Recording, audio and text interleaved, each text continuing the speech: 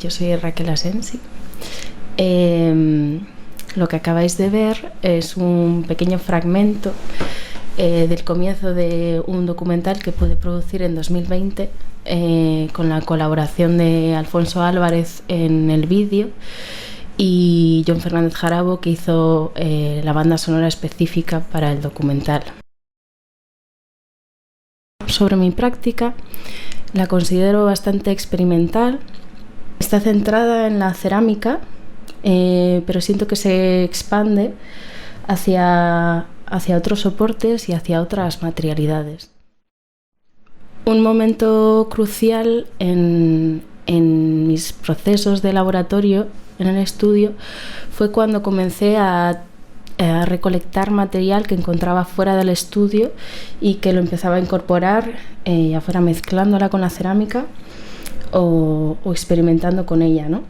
Y ahí fue cuando comenzaron a interesarme restos vegetales, elementos vegetales que iba encontrando, como pudieran ser semillas o flores secas, hojas, que después me ha llevado incluso hacia trabajar con algas.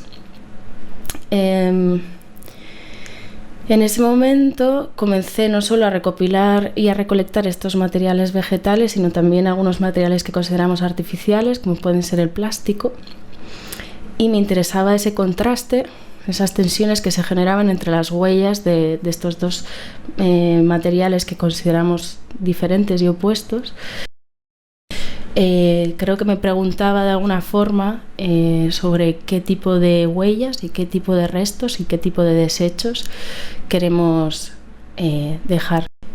Bueno, y cuando genero extensiones corporales que comencé realizando para mí misma y que terminé prefiriendo hacer con y para otros, lo que siento es que de alguna forma se extienden los límites materiales del cuerpo y de los cuerpos que participan en esto, y lo digo en un sentido físico, pero también en un sentido más inmaterial, más cultural.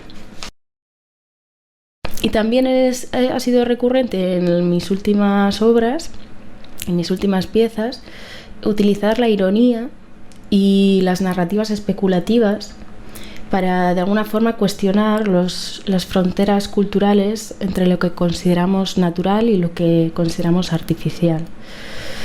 De alguna manera siento que nos hemos escindido conceptualmente de aquello que llamábamos naturaleza, y por ello trato de cambiar esa percepción, ya que lo que siento es que vivimos en una interdependencia íntima con todas las otras formas de vida. Y supongo que de esta preocupación surgió el proyecto Inadaptada Resistencia, que presenté en Montehermoso y en el que fotografié un espacio de gestión de residuos plásticos y generé una reflexión en torno a aquellas huellas que dejamos o que queremos dejar. Y bueno, algo que no todo el mundo conoce es que tengo también una línea de trabajo más performativa, de acción corporal, que ha sido atravesada totalmente por la poesía escénica. Bueno, a través de esta práctica performativa he realizado acciones individuales, pero también colectivas. Cada vez me interesa más eso de lo colectivo y lo comunitario, y donde realmente algunas de las acciones comenzaron a tener una relación directa con el público. Yo diría que las acciones han afectado, estas acciones poéticas, tanto individuales como colectivas, han afectado íntimamente a mi práctica, a las piezas que realizo, y que también esa práctica más procesual con la cerámica y con el material vegetal ha afectado de alguna forma a las acciones que ideo y que realizo. No imagino una sin la otra.